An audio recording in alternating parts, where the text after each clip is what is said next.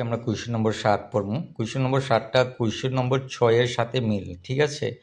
তো 6 আর 7 answer same. ওকে, তো question number 7টা দেখো।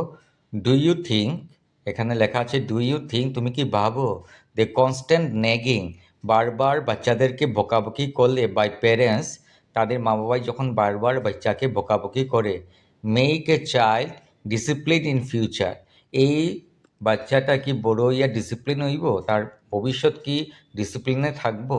তো আমাদের এটা সেম আগের মতো কুয়েশন, তো আমি পুরা এগুলা করছি না, ঠিক আছে? তো এটার আনসার হইব I think constantly nagging does not make a child discipline in future. মানে যদি বারবার বাচ্চাদের বকাবকি করা হয় তাহলে তার ফিউচার বা ভবিষ্যতে সে ডিসিপ্লিন হবে, তা আমি ভাবি না।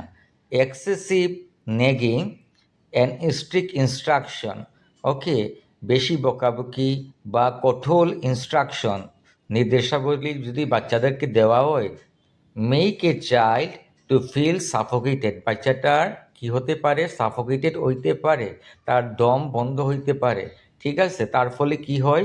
Leading him her to escape reality, বাস্তব থেকে সে সরে যায়, and retreat into day dreams, হে তখন দিবাস্বপ্নে পতিত হয়, ঠিক আছে? গতিকে বাচ্চাদের কি প্রয়োজন বড় হতে হলে? সেম আগের কুয়েশনের মতো, কুয়েশন নম্বর 6 তোমরা আগে পেয়েছ, সেম কুয়েশনের মতো এটা answer. Children require freedom, emotional space and understanding grow happily, বাচ্চাদের প্রয়োজন যে ফ্রিডম, তাদের ফ্রিডম প্রয়োজন, ইমোশনাল স্পেস প্রয়োজন এবং আন্ডারস্ট্যান্ডিং গ্রো হ্যাপিলি, তারা সুন্দরভাবে যাতে বড় হয় সেটা আমরা করে দিতে হবে।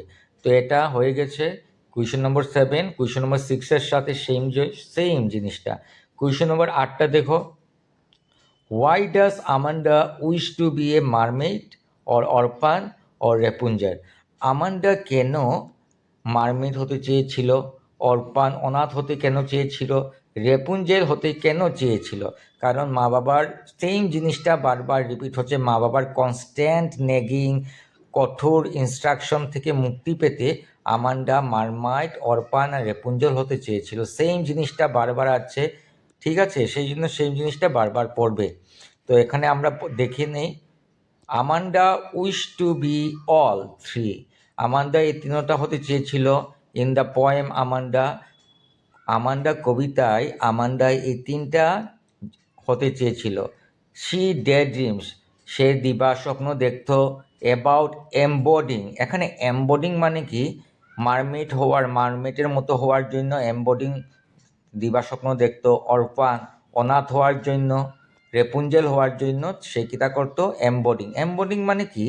এমবডিং মানে দেহ, রেপুঞ্জলের মতো দেহ হইতো। এদিকে দেখো, এমবডিং মানে শরীরই করা, এমবডিং মানে এই জিনিসটা মনে রাখবাই, দেহি করা, মানে রেপুঞ্জলের মতো হইতো, ওকে, বা মারমেডের মতো হইতো। সেই জন্য আমান্ডা এই তিনটা জিনিস হওয়ার জন্য চেয়েছিল। কেন চেয়েছিল? এটাই আসল অংশ, যে বারবার এই জিনিসটা রিপিট হচ্ছে। To escape the constant nagging and strict instruction of her parents. To escape, escape মানে বাঁচতে, ঠিক আছে? এখানে এসকেপের অর্থ হচ্ছে বাঁচতে, মা বাবার কনস্ট্যান্ট নেগিং এবং স্ট্রিক্ট ইনস্ট্রাকশন থেকে বাঁচতে আমান্ডা এই তিনটা জিনিস হতে চেয়েছিল। এখন আমরা লাস্ট কুয়েশনে যাই। এখানে লাস্ট কুয়েশন আছে, একটু বড় করে দিচ্ছি। লাস্ট কুয়েশনটা আমরা দেখব। 9 number question, why is Amanda asks not to eat chocolate, মা কেন বলেছেন আমান্ডা চকলেট খাইও না, ঠিক আছে? তো এইটা নিয়ে আমরা এটা নিয়ে আমরা চর্চা করব। Amanda is asks not to eat chocolate, আমান্ডাকে বলা হয়েছিল চকলেট খাইও না। বিকজ, কারণ, হার মাদার ইজ কনসার্ন, তার মা বেশি কনসার্ন ছিল। এখন কনসার্ন শব্দের অর্থ কি আমরা দেখে নিই। কনসার্ন শব্দের অর্থ এখানে আমরা দেখেছি উদ্বিগ্ন, চিন্তিত। মা চিন্তিত ছিলেন। মা কি ছিলেন? কনসার্ন ছিলেন, চিন্তিত ছিলেন, ঠিক আছে? তো মা বেশি চিন্তিত ছিলেন। কি সম্পর্কে চিন্তিত ছিলেন? দ্যাট ইটিং চকলেট, যদি আমান্ডা চকলেট খায়, মে কজ হতে পারে, acne or pimples on Amanda's face, আমাদের মুখে একনি বা পিম্পল হতে পারে। তো এই 9টা কোয়েশন ভেরি ইম্পর্ট্যান্ট। এটা গতবারের প্রি বোর্ডে এসেছিল, হাফ ইয়ারলিতে এসেছিল। 9টা কোয়েশন মিনিমাম, এই 9টা কোয়েশন তোমরা শিখে নাও, ঠিক আছে?